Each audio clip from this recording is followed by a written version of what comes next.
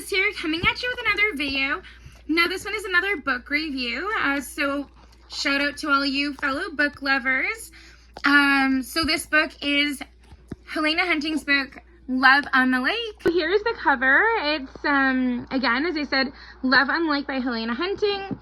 And so if you look at the synopsis, it is family secrets, troubled past. Love is always complicated in Pearl Lake.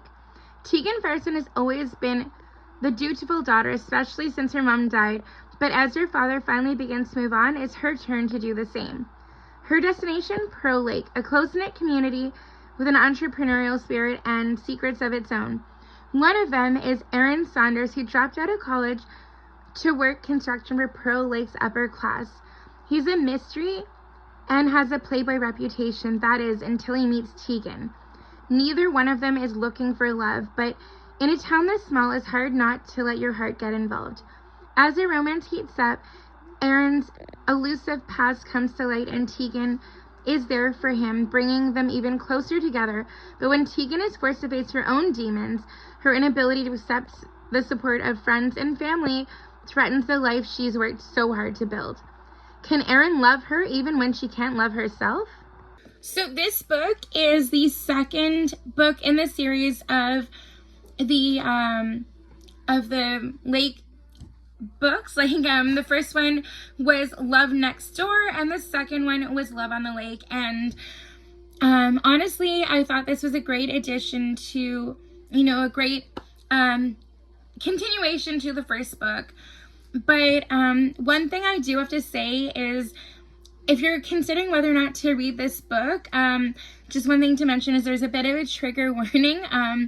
If you had, so for example, the one character loses a sibling, and another character ends up going through addiction issues. And so if you've been through anything like that, or if you know anyone that's struggling with that this may be a bit tough to read and that kind of thing in some ways. But yeah, so this is in all honesty, I would honestly say this is a great book. We get to know more of the characters from the first book, Love Next Door, and see the way Van and Dillian's relationship continues to grow as well, and how they're both there for Tegan. And as well, and in a lot of ways too, you may be wondering whatever happened to Bradley, their brother. When we last saw them, he had been arrested and taken away, right? And so he was indeed taken to jail. And so, throughout the book, Bradley reaches out to Tegan, and she's afraid to tell Van, her brother, about it. And she's trying to try all these different jobs in Pearl Lake just to see, what she's really good at, and to try to find herself, because she feels like, in all the years since her mom died, she has never really separated herself from her dad or from, his business and that kind of thing. And she hasn't really had enough time to sort of find out who she is herself as a person. And maybe she might enjoy doing something more than what she'd been doing as her career in the financial, in the financial business that her dad was running. And she was always like an assistant to him. But she wanted to try to find her own thing and see what she would be good at on her own. And she realized that maybe that she just wasn't really enjoying the job as much as she could be, and she wanted to maybe see what else was out there. But in her quest to find what else was out there, she ended up getting like 5 different jobs, and then also helping out with Dillian's family business, the Footprint Construction, and being a decorator for them, and helping with consults and everything. And it was just all too much. And fast forward a little bit to later on in the book, you find out when she actually hits rock bottom, and then she ends up having to go to a treatment facility to get some help with her addiction. She ends up becoming addicted to to different pills, prescription medications, and like anxiety medication, ADHD medication, and a number of other types as well.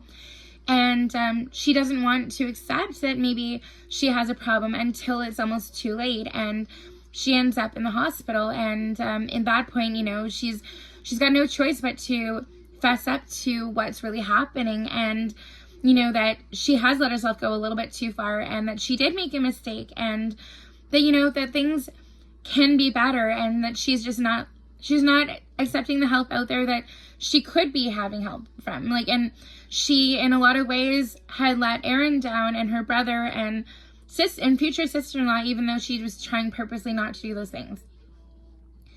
But sometimes you need to have something like that to, to be the thing to get your butt moving, or sort of to light the fire. And so you realize that, yes, indeed, I do need help. I do need to work on this thing. And I'm sure all of us out there have had some kind of issue where, it takes something else happening to make you realize how to work on it and how to better yourself in a way. And so, and luckily, Aaron, he's a good guy, an all-around good guy. And he is willing to wait for Tegan, and he takes time and takes things as they go along. And when she says they have to push pause, even when she gets out of the treatment facility, he's understanding, and they decide they're going to at least be friends, so that is better than not being anything at all to each other. And then in time, as she is going to therapy and everything, as Tegan goes to therapy and that, and she makes sure she's truly ready to move on and to be able to let someone else in, and also to be able to be fully healed herself and that kind of thing. Because honestly, that was the big thing. She had to work on herself before she could truly be with anyone else. And initially, Tegan had been cheated on by her ex-boyfriend with her ex-best friend. And she thought, okay, I've got to do something, and maybe, I don't know if I can let someone else in yet. But it ended up that, honestly, that Aaron was just the guy for her, where, even if she didn't think she was ready, and even if he didn't think he was ready for anything serious, they were each other's person. And I feel like in a lot of ways, we all might have a person like that. And, when you find that person, you got to hold on to them, honestly. And, I was rooting for them all along, but throughout the ups and downs in the book, I was really praying that they would make it out on the other side. And when I found out about the complicated life that Aaron had been living before, and why he actually ended up quitting university and everything, and it's not at all what you think it's going to be. And when Aaron does let Tegan in and explains what had actually happened, she's there for him in ways that, she should be there for herself too. But she was being a comfort to him, and she was trying to be the person that he could lean on. And I feel too, a lot of the times when people out there are always being there for others, they need to be able to have someone else to lean on themselves, because otherwise you're never going to be able to be happy, and you're never going to be able to get on with your life and do anything successfully in the long run. And yeah, but honestly, I would probably give this book a solid 4.5 out of 5. I would highly suggest you get out there and read both this book and also Love Next Door, and also any other Helena Hunting book out there. Whether you start with the Puck series, or if you start with the Toronto Terror series, or if you start with the Love and Lies, any of the series are all great books. So I highly recommend you get out there and give one of these books a try.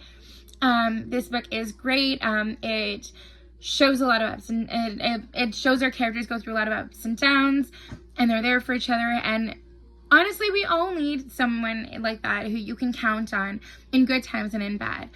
And I love a lot of Helena Hunting's characters because, they can be totally relatable in a lot of different ways. And, I feel like when you're reading a book, you want it to be a relatable book, so that you can actually feel like you can empathize more with the characters, and that you feel like you can jump right in their shoes and be like, okay, yeah, I totally get that. I've been there. I've done that kind of thing. And I feel like whether the characters are hockey players, or if they're, if they're just small town people, or, if it's just families, you feel like that could be your brother, your sister, your friend, that kind of thing. And that's one of the things I love about Helena's characters is the the way that she makes their personality is just so relatable and everything like that. It's like, yeah, I could see her in me. I could see him in me. Anyways, yeah, so let me know as well in the comments if you read this book and what you thought. Don't forget to like and subscribe. And until next time, take care. Bye, guys.